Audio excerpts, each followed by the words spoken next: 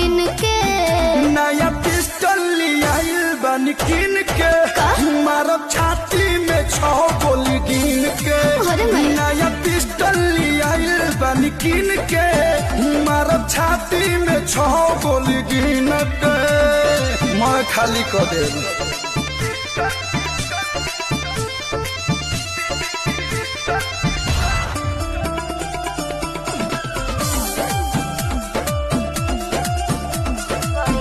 घड़ी घड़ी तू बात बड़ी बड़ी फेंकला जहरीली जवानी पाख से केला इतना आसान बरे